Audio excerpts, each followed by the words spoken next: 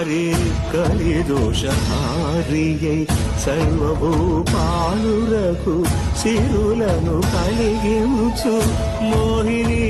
కృష్ణులుగా మోహము తొలగించు గరుడ వాహనమెక్కి ఘనదాస్యమును చూపు హనుమంత సేవలో అభయం ప్రసాదించు గజవాహనముపై భ్రాంతిని తొలగించు